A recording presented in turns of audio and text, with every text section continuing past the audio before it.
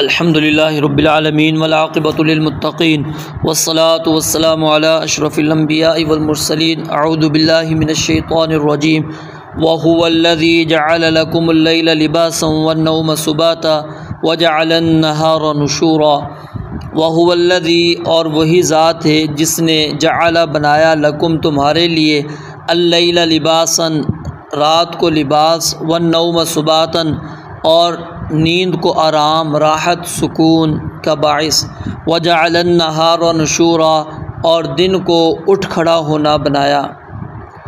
پچھلی آیت کے اندر ہم نے سائے اور دھوپ کے متعلق پڑھا تھا، اس کے بعد اللہ تعالیٰ نے اس آیت کے اندر رات اور دن کا تذکرہ فرمایا ہے۔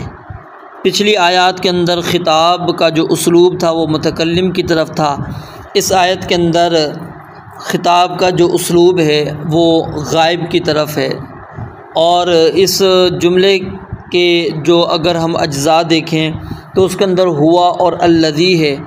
ہوا اور الذی یہ معرفہ ہونے کی وجہ سے اس کے اندر افراد کے اندر قصر پیدا ہو گیا ہے، یعنی اس کائنات کے بنانے کے اندر رات اور دن کے بنانے میں اللہ تعالیٰ اکیلا ہی ہے، کوئی بھی اس کا کسی بھی طرح کا کوئی بھی شریک نہیں۔ جب کائنات کے اس بنانے میں دن اور رات کے بنانے میں کوئی شریک نہیں تو پھر اس کے اندر موجود چیزوں میں کس طرح وہ اللہ کا کوئی دستگیر کوئی داتا کیسے دوسرا بن سکتا ہے؟ اور اسی طرح اللہ رب العالمین نے اس آیت کے اندر اس چیز کو بھی واضح کر دیا کہ یہ رات اور جو دن اور نیند جو ہم نے بنائی ہے یہ جعل لکم تمہارے لیے بنائی ہے، ہمیں اس کی ضرورت نہیں تھی، نہ ہمیں دھوپ کی ضرورت، نہ ہمیں چھاؤں کی ضرورت، نہ ہمیں رات کی ضرورت، نہ ہی ہمیں دن کی ضرورت، یہ تو تمہارے لیے یہ سلسلہ رکھا ہے۔ اللہ تعالیٰ تو ہر چیز سے کیا ہے؟ غنی ہے۔ اب رات کو اس آیت کے اندر بیان کیا گیا ہے لباس۔ رات کو لباس بنانے کا مطلب کیا ہے کہ روشنی جو ہوتی ہے وہ انسان کے آرام اور سکون میں خلل انداز ہو سکتی ہے، اسی لیے اللہ تعالیٰ نے رات کو تاریک بنا دیا جو لباس کی طرح ہر چیز کو چھپا لیتی ہے۔ اور یہ رات کے اندھیری میں اللہ تعالیٰ نے بے شمار دنیاوی اور دینی فوائد رکھے ہیں۔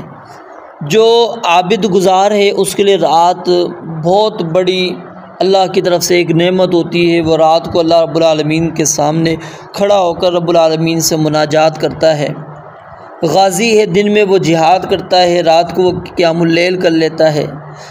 کوئی علم کی لذت سے وہ آشنا ہے تو وہ شخص دن کو دعوت و تبلیغ کا کام کرتا ہے، رات کو وہ علم حاصل کرتا ہے، رات کو وہ پڑھتا ہے۔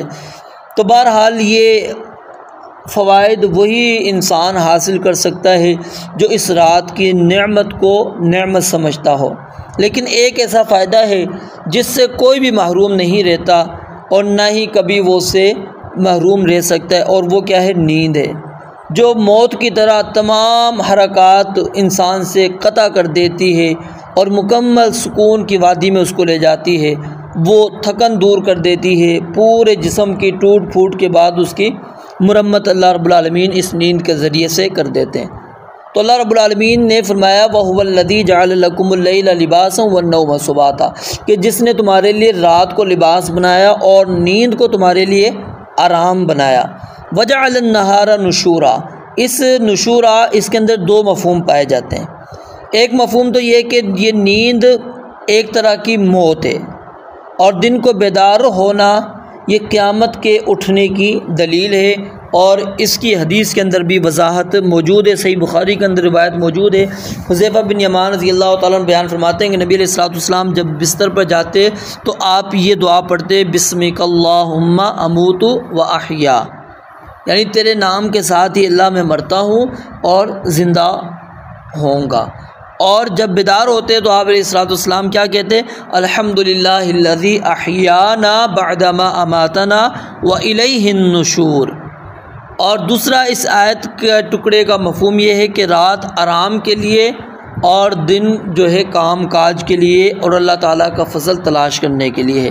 تو یہ آیت بھی در حقیقت اللہ کی توحید کی دلیل ہے، اور قیامت پر اس کی قدرت کا اظہار بھی ہے، اور نعمت کی یاد دہانی بھی اس آیت کے اندر کروائی گئی ہے۔ رب العالمین سے دعا ہے اللہ تعالیٰ سمجھنے عمل کرنے کی توفیق عطا فرمائے۔ وآخر دعوانا الحمدللہ رب العالمین۔